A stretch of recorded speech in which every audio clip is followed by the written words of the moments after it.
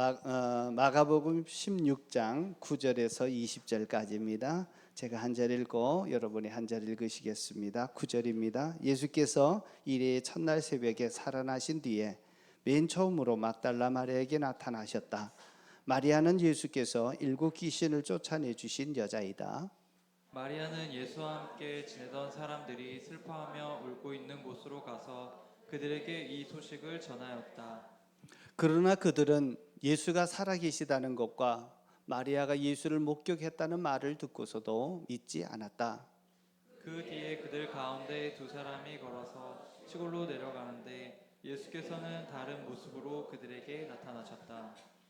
그들은 다른 제자들에게 되돌아가서 알렸으나 제자들은 그들의 말도 믿지 않았다. 그 뒤에 11 제자가 음식을 먹을 때 예수께서는 그들에게 나타나셔서 그들이 믿음이 없고 마음이 무딘 것을 꾸짖으셨다. 그들이 자기가 살아난 것을 본 사람들의 말을 믿지 않았기 때문이다. 또 예수께서 그들에게 말씀하셨다. 너희는 온 세상에 나가서 만민에게 복음을 전파하여라.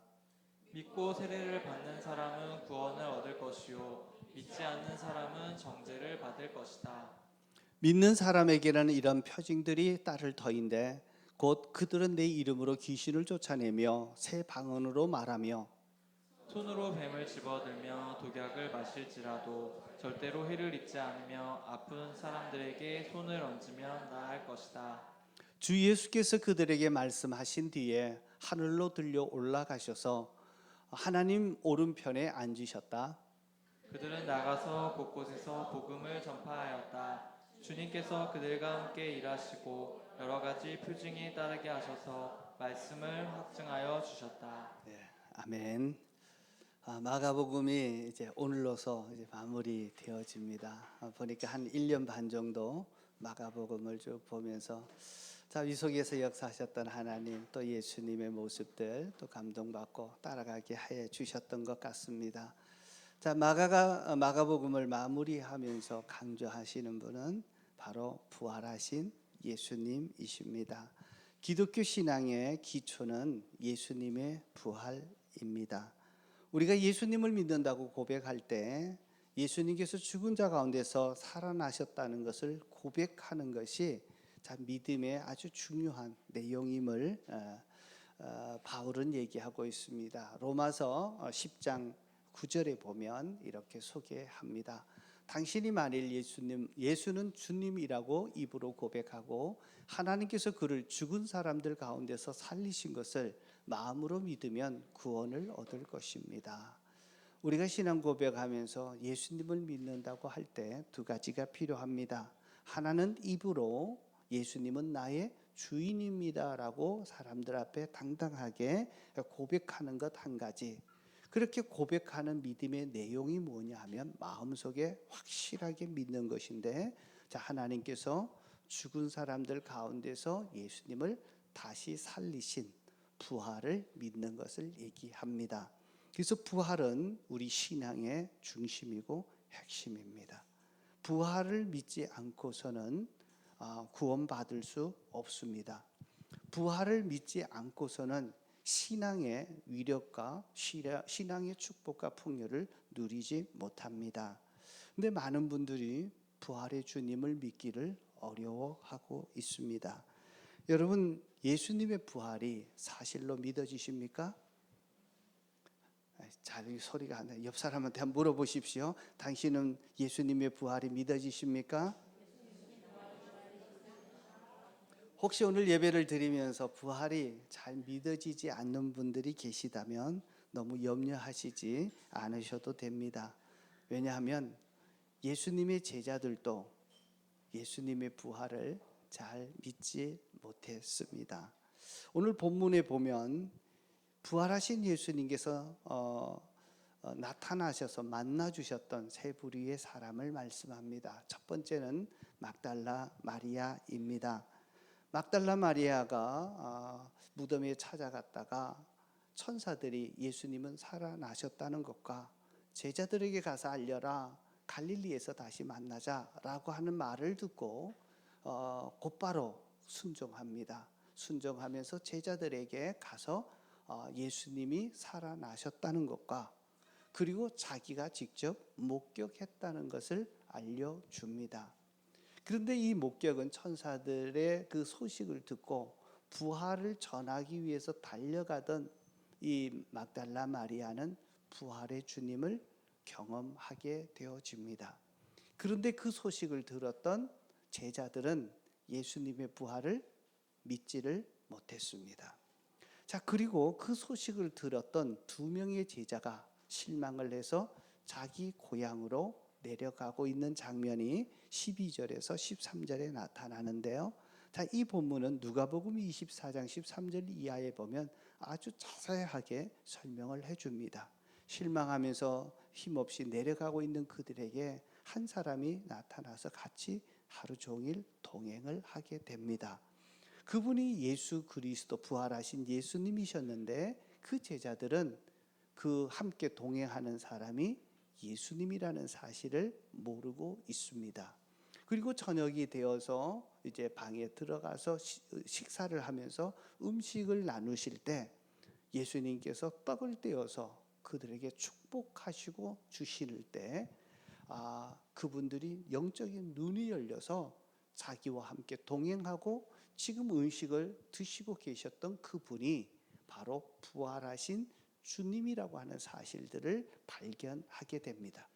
그러자 부활하신 주님은 순식간에 사라지고 말았습니다.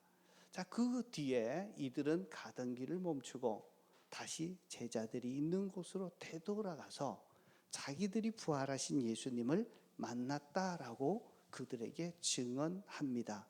자, 이 소식을 들었던 다른 제자들의 반응은 어떠할까요? 13절입니다. 이렇게 소개합니다. 다 같이 읽겠습니다. 그들은 다른 제자에게 되돌아가서 알렸으나 제자들은 그들의 말도 믿지 않았다.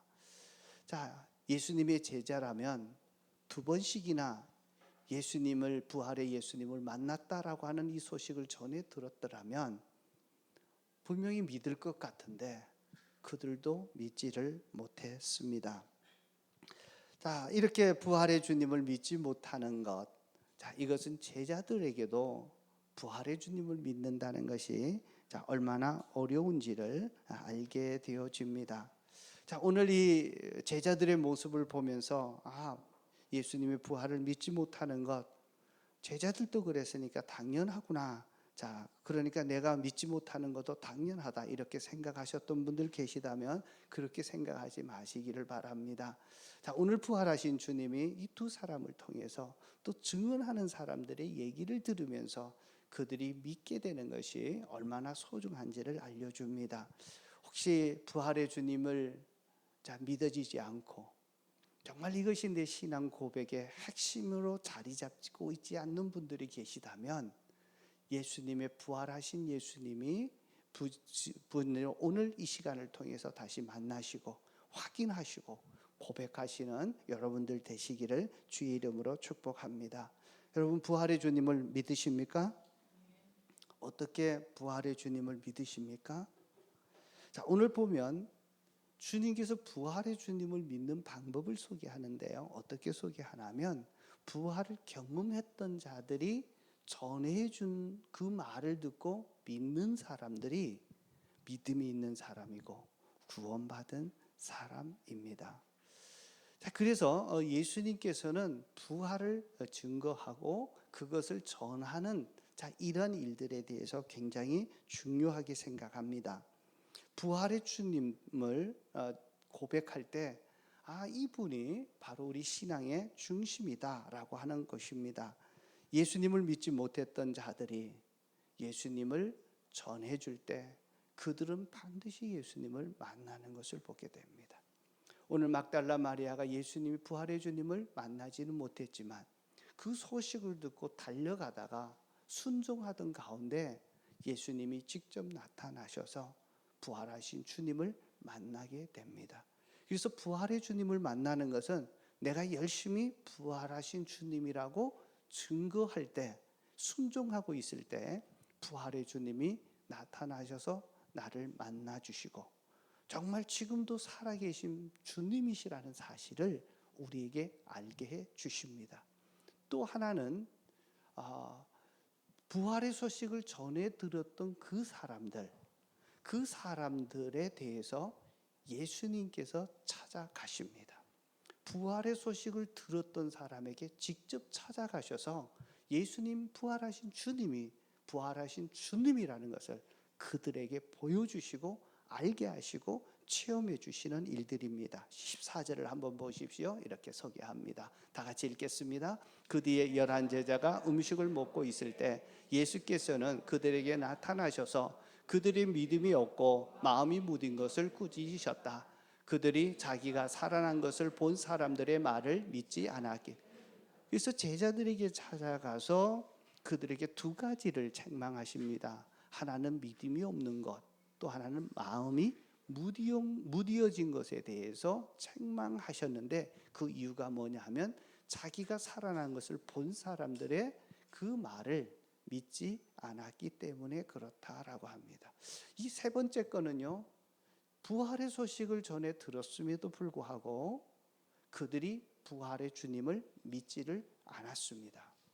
자, 그런데 부활의 소식을 전해 들었던 그 제자들에게 예수님이 직접 찾아가 주셔서 그들을 꾸짖으시고, 들었던 그 부활의 소식을 믿지 않은 것이 책망하시면서, 그러면서 자기가 부활하신 주님을 직접 만나게 해주고 계십니다. 여러분, 부활하신 예수님은 지금도 살아계신 주님이십니다. 부활의 소식을 들었던 분들은 지금까지 2000년이 지나오면서 계속 이어질 수 있는 비결이 무엇인가 하면 부활하신 주님을 만나고 경험했기 때문에 그렇습니다. 그래서 죽었던 사람이 다시 살아나서 살아난다는 것을 잘 믿을 수 있는 사람은 없습니다. 이것이 진실이라고 하기에는 우리 인간에서 일어나는 일이 힘든 일이기 때문에 그렇습니다. 누군가 죽었다가 다시 살아나서 계속 살아났다. 자, 이것이 사실이 되려면 그 죽었던 사람들이 살아있다는 것을 직접 목격했던 사람들이 많아지면 그것이 진실이 되어지고 계속해서 지금까지 내려오게 되었고, 거짓말은 순식간에 발각되어지고 거짓말을 끝까지 믿는 사람이 없는데, 2000년이라고 하는 긴 세월 동안 부활의 주님에 대해서 전해드렸던 우리들도 그 주님을 믿고 의지하다 보니까 마치 제자들처럼 주님께서 부활의 다른 몸으로 찾아오셔서 우리를 도와주시고 우리를 보호해 주시고 우리를 지켜주시는 그 주님을 직접 체험하고 경험하게 됩니다. 이렇게 경험했던 자들은 또 예수님을 증거하게 되는, 이런 일들을 통해서 부활의 주님은 지금까지 계속해서 우리 가운데 역사하시고 그분은 증거되고 있었다라고 하는 사실입니다. 오늘 부활하신 예수님이 오늘도 이 자리에 함께 하시는 줄로 믿습니다.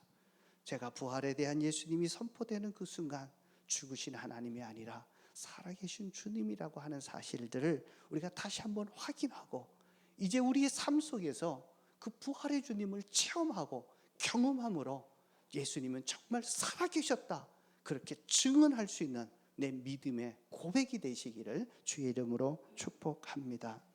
부활하신 주님은 우리의 신앙의 핵심이 되는 것은요, 이 부활하신 주님을 믿을 때 믿는 자들을 통해서 하나님께서 이 세상을, 천지를 창조하시고 갖고 계셨던 창조적인 목적을 이루는 하나님의 사람이 되기 때문에 그렇습니다.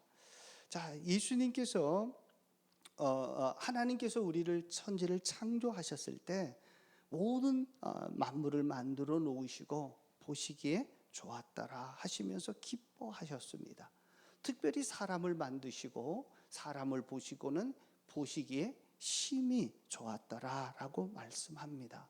왜냐하면 우리 사람들은요, 하나님의 형상을 닮은 독특한 사람으로 만들어 주셨기 때문에 그렇습니다. 자, 하나님의 형상이라고 얘기하면 아까 우리 자매님이 간증할 때도 하나님의 모습을 반영하는 사람으로, 나타내 보이는 사람으로 만든 것인데, 창조의 목적 두 가지가 있는데요, 하나는 하나님의 형상으로 지었던 사람들이, 세상 사람들이 그 사람의 모습 속에서 하나님의 모습을 보게 되는 것입니다. 그래서 첫 번째 창조 목적이 무엇이냐 하면 우리의 모습을 통해서 창조주 하나님의 그 모습을 반영하고 나타내 보이는 이 첫 번째 목적이고요. 두 번째는 하나님이 이 세상에서 계획하시고 이루시고자 원하셨던 창조의 목적을 하나님의 형상인 우리를 통해서 성취하게 만드는 일들입니다. 그래서 타락하기 전에 아담과 하와는요, 하나님의 명령을 따라서 짐승들의 이름을 다 지어줍니다. 하나님의 능력, 하나님의 지혜, 자, 하나님의 모든 것을 그대로 발산하시면서 하나님이 계획하셨던 것을 온전히 성취하도록 그렇게 만들어 주셨습니다. 자, 그런데 이 아담 하와에게 사단이 찾아와서 거짓말을 합니다. 자, 네가 선악과를 보는데 왜 먹지 말라고 하느냐라고 얘기했을 때 하와가 먼저 뭐라고 얘기하냐면, 자, 하나님께서 주셨을 때 먹으면 죽으리라고 분명히 얘기하셨는데 자기 생각을 얘기합니다. 자, 먹을까 죽을까 하노라 하면서 자기 생각을 얘기합니다. 그래서 죄의 시작은 하나님의 말씀을 버리고 그 말씀을 자기식으로 생각한 것에서부터 시작합니다. 그러니까 사단이 와서 아니다, 선악과를 따먹지 말라고 했던 것은 네가 하나님이 될까 봐 두려워서 그런 거다. 그 말을 듣고 선악과를 따먹으면서 타락하고 맙니다. 그래서 하나님의 말씀에 불순종하면서 하나님의 영이, 하나님이 그 사람을 떠나게 되어버립니다.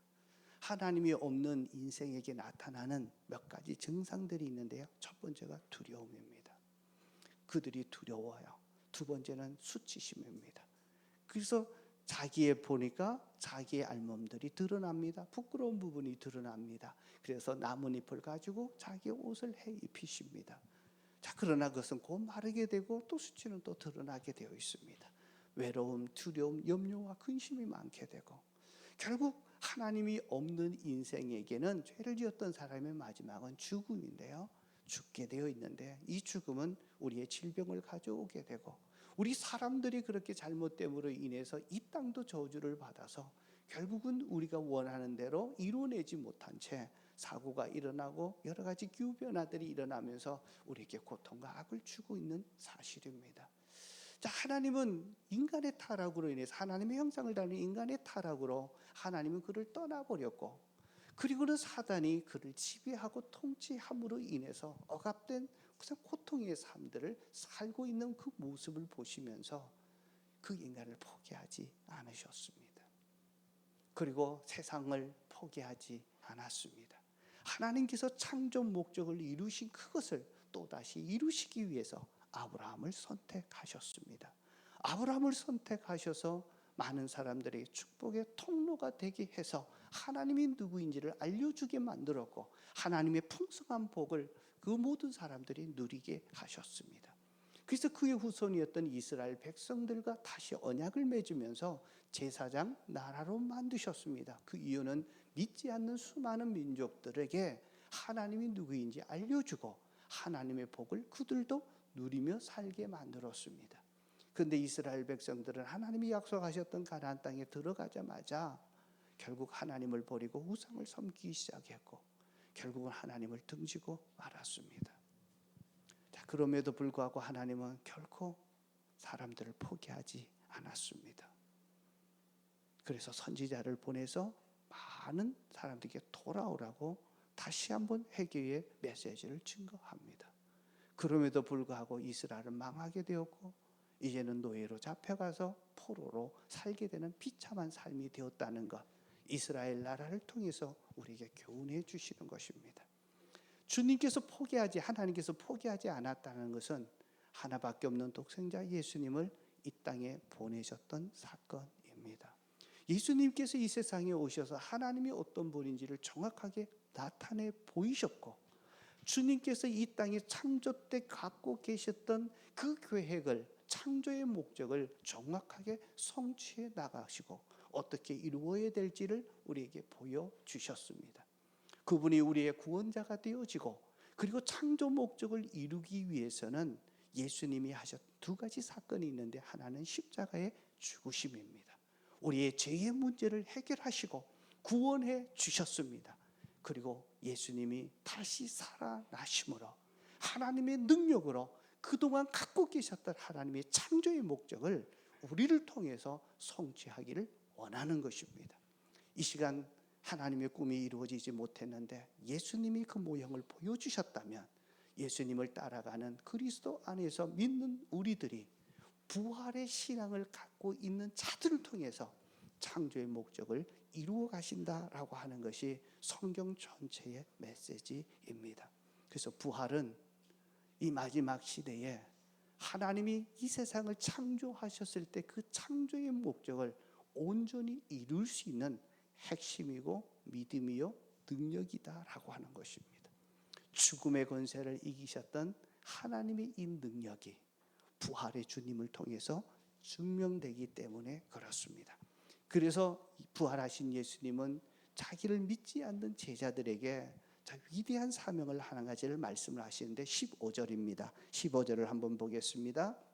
다 같이 읽겠습니다. 또 예수께서 그들에게 말씀하셨다. 너희는 온 세상에 나가서 만민에게 복음을 전파하여라. 자, 이것이 예수님이 이 세상을 떠나기 전에 주셨던 다 마지막 사명인데 이 사명을 사람들은 대사명이다, 지상 대명령이다라고 합니다. 이 세상에 있어서 가장 고귀한 명령, 가장 큰 계명이다. 그레이트 커미션이라고 말씀하고 있습니다. 그래서 복음을 전하는데 부활의 주님을 증언하라고 합니다. 자, 이것이 왜 이렇게 중요하냐면 복음을 부활의 주님을 전하는 그 사람이 부활의 주님을 체험할 수 있고 경험할 수 있고 복음의 소식을 부활의 소식을 들었던 사람은 부활의 주님이 다시 찾아가서 그 사람으로 하여금 부활의 주님을 스스로 믿을 수 있도록 이끌어 주기 때문에 그렇습니다. 그래서 이 사명은요 부활을 믿는 우리들에게는 정말 해서도 하거나 선택의 문제가 아니라 반드시 해야 되는 그러한 대사명입니다. 우리가 부활의 주님을 믿느냐 안 믿느냐는 무엇으로 결정하겠습니까? 부활의 주님을 증거하는 사람이라면 부활의 주님을 믿는 자들입니다. 이 부활의 주님을 증거하지 않고 전하지 않는 사람은 부활을 믿지 못하는 사람과 똑같습니다. 제자들은 예수님이 죽었다고 하는 현실의 그 슬픔에 사로잡혀서 그 문제가 큰 문제인데 도저히 예수님의 소식을 들어도 듣지 못했습니다. 부활의 주님을 믿지 못하는 이유가 있다면 내 현실의 문제를 너무 크게 보기 때문에 그렇습니다. 이 문제보다 크신 주님이 부활의 주님이십니다. 죽음의 문제를 이기신 그 주님께서 찾아오셔서 그 부활의 소식을 들었던 제자들을 다시 일깨우시고 이 사명을 주신 이유가 있다면 네가 정말 나를 부활의 주님을 체험하기를 원하느냐? 나아가서 부활의 주님의 이 복음을 전하여라 말씀하는 것입니다. 그리고 또 한 가지가 있다면 부활의 소식을 전해 들었던 그들이 다시 한번 부활의 주님을 만날 수 있는 통로의 역할을 하나님 앞에 쓰임받는 인생으로 변하기 때문에 그렇습니다. 여러분 부활의 소식을 전할 수 있기를 축복합니다. 부활의 주님을 믿으십니까? 자, 그러면 이번 한 주간 여러분들이 기도하시면서 생각나게 하는 한 분들 계실 겁니다. 아직까지 예수님을 알지 못하는 사람들, 예수님이 필요로 하는 사람, 그분에게 찾아가서 내가 부활의 주님을 믿는다고, 내가 예수님 믿으니까 이렇게 좋다고 전하시고 너도 믿었으면 좋겠다 기도하겠다고 짧은 말이라도 설득시키려고 하지 말고 내가 그 주님을 증거한다고 한번 전해보십시오.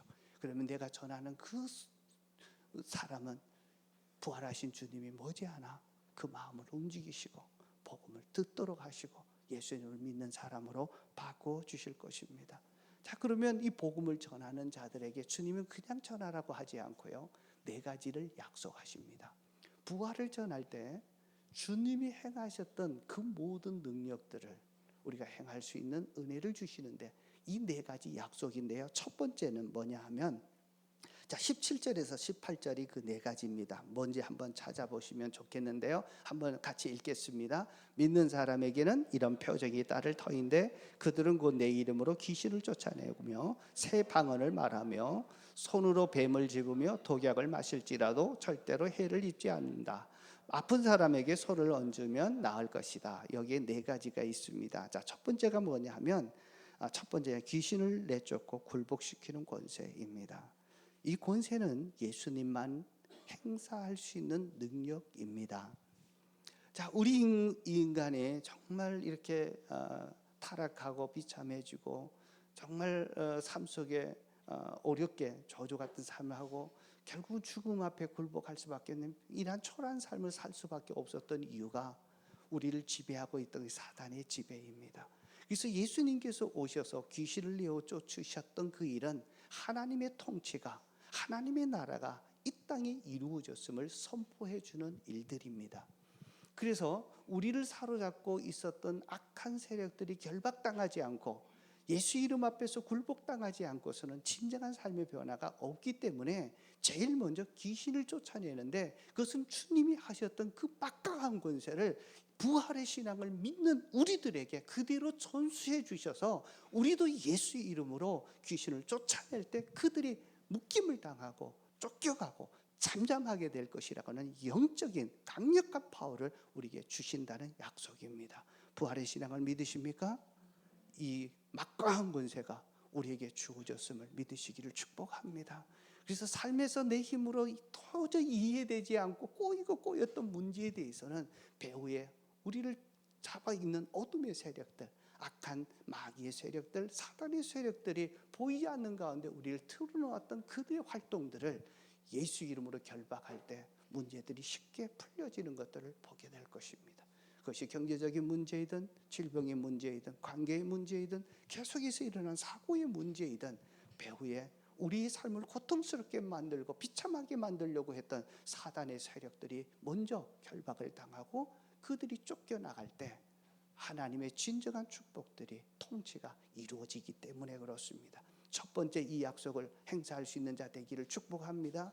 혹시 내 인생이 왜 이렇게 자꾸 꼬이냐, 하는 일마다 잘 안 되냐, 자 이렇게 생각하시는 분들, 세상을 어떻게 원망하지 말고 비판하지 말고요, 정말 예수 그리스도의 그 이름으로 예수님이 행하셨던 악한 영세들을 결박하고 내어쫓는 자 이런 영적 권세를 사용할 수 있기를 축복합니다.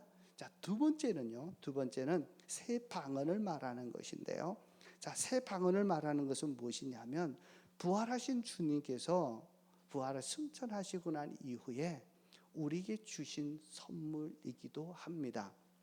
성령을 우리에게 주셨는데, 자, 부활하신 주님을 믿는 자들에게는, 이 믿고 구원을 받은 자들에게 하나님께서 우리에게 약속하신 것이 있는데요. 성령을 너희 가운데 함께 주시겠다.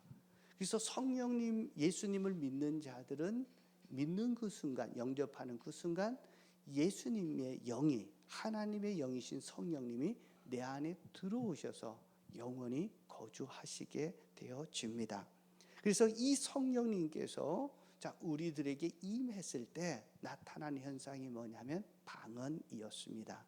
사도행전 2장에 보면 처음 성령님이 임했을 때 그에 모였던 120명의 성도들이 갈급한 심령으로 주님이 약속하셨던 그 성령을 위해서 기도하던 가운데 오게 되고, 마치 불의 혀같이 갈라지는 이러한 현상과 바람 가는 강렬한 소리 속에 성령님 임해서 거기에 모였던 모든 사람들이 성령 충만을 받게 되고 새 방언을 말하기 시작합니다. 근데 이때 이 방언들은요, 모였던 예루살렘에서는 각종 나라에서 수많은 사람들이 왔다가 깜짝 놀라는 일들을 당합니다. 이들이 방언하는 소리는 그들의 언어로 하나님이 하시는 큰 일을 듣게 된 것입니다.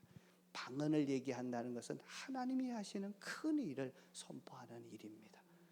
기도하고 방언 기도할 때 하나님이 지금 어떻게 역사하시는지, 지금 하나님이 하실 일들이 무엇인지를 주님이 가르쳐 주시고, 그것으로 방언 기도할 때 그들이 그 기도를 자기 본국의 언어로 듣게 되어지면서 하나님이 하신 큰 일을 듣게 되었습니다.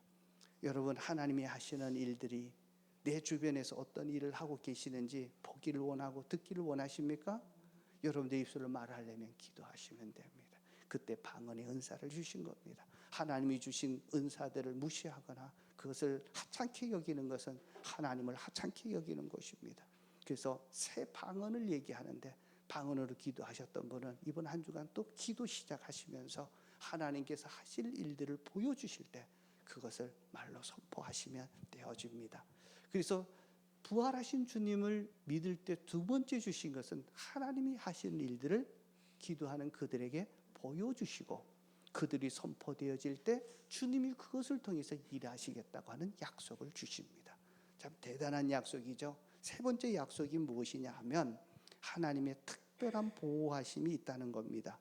자, 거기서 보면 손으로 뱀을 집어들고 독약을 마실지라도 절대로 해를 입지 않는다라고 하는 말씀입니다. 자, 이 말씀의 진짜 의미는 뭐냐 하면 우리가 독사를 손으로 잡으면 물립니다.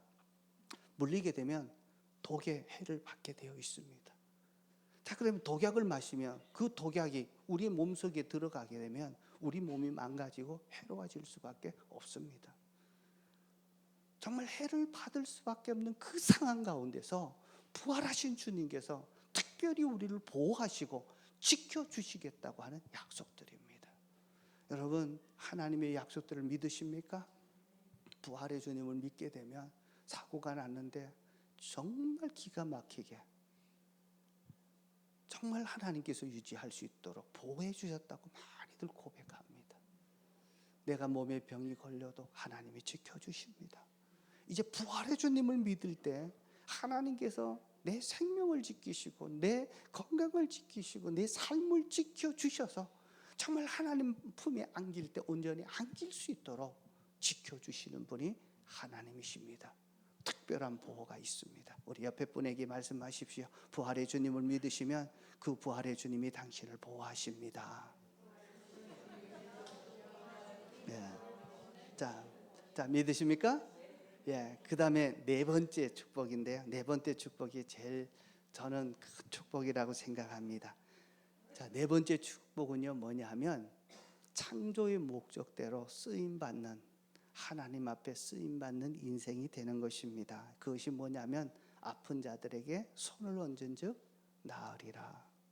하나님이 만드셨던 창조 세계와 인간들이 다 깨어지고 망가져서 이제는 하나님의 축복을 누리지 못하는데 고통스럽게 살아가고 있습니다. 창조주 하나님의 계획이 있다면 다시 회복시키는 일입니다. 병든 자들을 치료하시고 마음이 상한 자들을 회복시키시고 그리고 이 땅도 깨어지고 망가져서 신음하고 있는 이 땅도 믿는 자들을 통해서 회복시키시고 그리고 계속해서 완성해 나가십니다.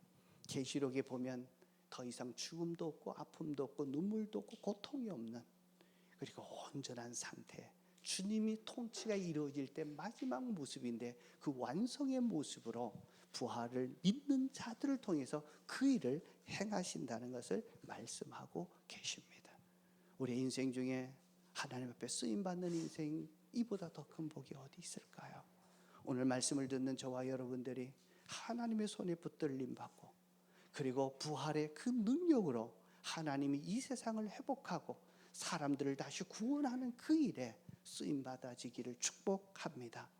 부활 신앙을 믿는 자들에게 그렇게 약속해 주셨습니다. 이제 말씀 마무리합니다. 마가복음의 마무리는 어떻게 될까요? 예수님께서 부활하셨던 그 예수님이 하늘로 승천하셔서 하나님의 오른편에서 중보 기도하고 계시는 장면을 얘기해 주고 계십니다. 예수님께서 부활하셔서 예수님 오른편에서 우리를 위해서 기도해 주시는 것뿐만 아니라 성령님을 보내어 주셨고 그 성령님을 통해서 이제 예수 안에 있는 자들 부활을 믿는 자들에게 하나님의 창조 목적의 회복과 완성을 위해서 쓰임받는 인생으로 사용하신다라고 하는 사실입니다. 자, 그러니까 20절에 어떤 일들이 일어납니까? 20절 한번 읽어보겠습니다. 시작. 그들은 나가서 곳곳에서 복음을 전파하였다. 주님께서 그 제자들과 하시고 여러 가지 표징이 나타나게 하시고 자, 거기에 주셨던 네 가지 약속 그대로 순종했고 그 제자들은 그것을 확증하고 증거했습니다. 오늘날 우리를 불러주시고 제자로 삼아주신 일은 자, 부활의 주님을 믿는 신앙으로 다시 무장하고 그리고 우리의 삶 속에 주님이 약속하셨던 이 네 가지의 표징이 우리의 삶 속에 일어나고 그것을 통해서 부활의 주님을 체험하고 하나님의 창조 목적을 이루는 일에, 회복하는 일에, 치료하는 일에, 하나님을 구원하는 사람들을 구원하는 일에 쓰임 받는 인생 되시기를 주의 이름으로 축복합니다. 자, 이제 여러분이 받으셨던 말씀 카드 한번 좀 내셔서 자, 오늘 주셨던 말씀 한번 적어 보시면 좋겠습니다. 지금 말씀 카드를 받으면 한 20명 정도가 이렇게 내고요. 또 헌신들 합니다. 다 한번 적으셔서 그리고 가실 때 헌금함에 넣어주시면 제가 그걸 갖고 기도할 테니까 하실 수 있다면 그걸 가지고 앞에 나오셔서 헌신하시고 그러면 결단하시면 하나님께서 그 결심대로 여러분의 인생을 사용하실 겁니다. 다 적어주셨고 오늘 말씀이 뭔지를 보십시오. 부활은 믿기가 어렵습니다. 제자들도 그랬습니다.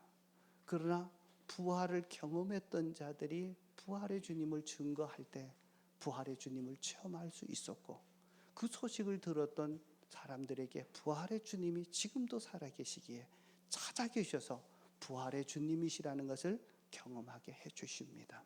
그리고 이것을 전하는 자들에게 소망을 주셨는데 부활의 주님을 전할 때 4가지 약속들 하나님께서 귀신을 쫓아내는 영적인 권세를 주셨고 새 방언을 얘기하면서 하나님이 어떤 일을 하시려는지 가르쳐 주셨고 어떤 독을 마실지라도 뱀에도 물려도 정말 보호되어주는 특별한 보호가 있었고 그리고 창조 목적대로 쓰임받는 치유와 회복의 역사에 하나님이 쓰시는 그러한 일들을 하시게 될 겁니다.